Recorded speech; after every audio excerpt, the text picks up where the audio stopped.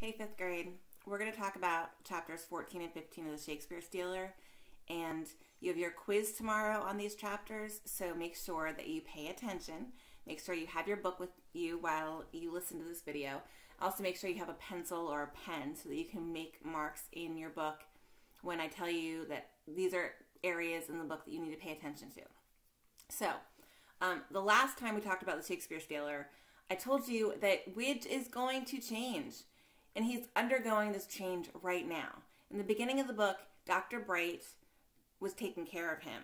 But Dr. Bright treated him like property. He wasn't thinking about Widge in the way that a mom or a dad or a teacher or a coach might be thinking about someone. He was just using Widge for his own benefit. Falconer is basically doing the same thing. And this is the life that Widge has been used to for a very, very long time. The majority of his life, this is how he's been treated by people.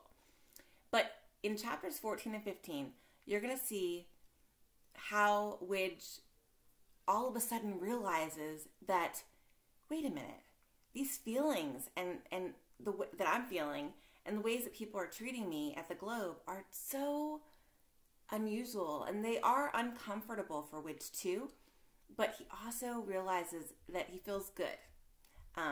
He has developed some relationships at the Globe that he's never had before. Sander and Julian prove to be friends, and he doesn't even understand what that actually means. He's not even sure how to be a friend himself.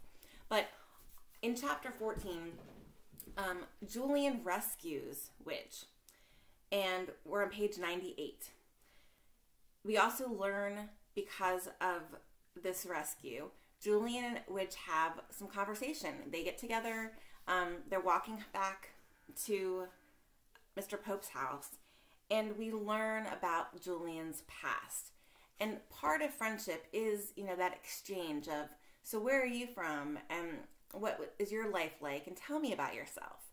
I don't think Dr. Bright ever asked Widge, how he was feeling or to talk about his life at the orphanage.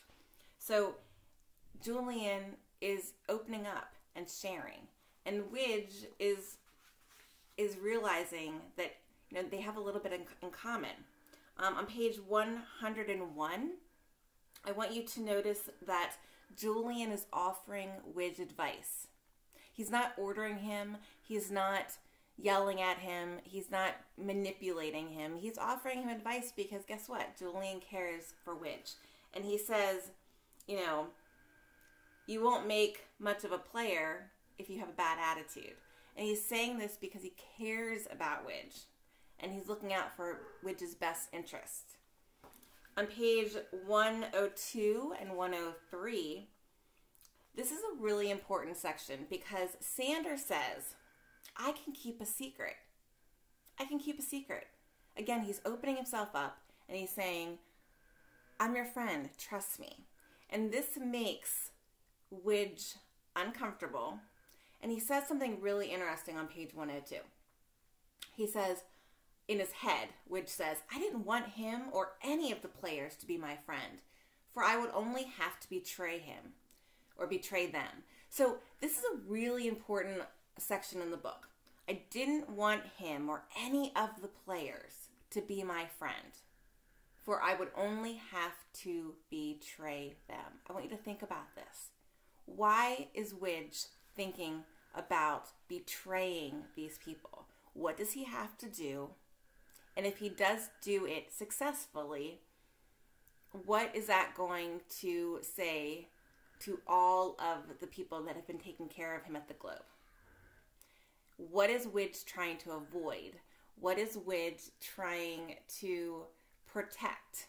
Okay, he's trying to protect himself and his mission, and he's also trying to protect some feelings. He does not want to hurt Sander and Julian because they become friends, even though Widge does not understand what a friendship really is.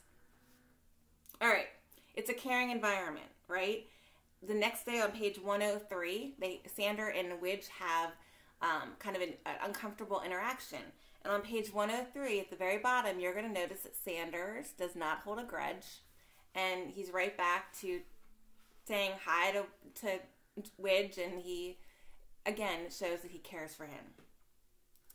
On page 106, Widge meets somebody. I'm not going to say who he meets, but he meets somebody.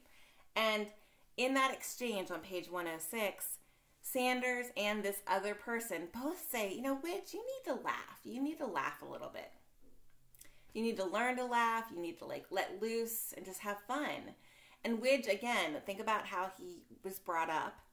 He's not accustomed to just having fun and laughing and let loose and playing. On page 107, at the very, very bottom, he has a major internal conflict that he has to think on. He has to think what to do, whether it's, think about like a devil and an angel on the shoulders, you know, this one saying, do it, do it, do it. And this one's saying, don't do it, don't do it, don't do it. So the very end of chapter 14, Widge has a really, really hard decision that he has to make right now. Which decision is he going to make? Ooh, that's the doorbell. That's my grocery delivery. All right, I'm going to stop right now. That was chapter 14. I'll talk about chapter 15 in a minute.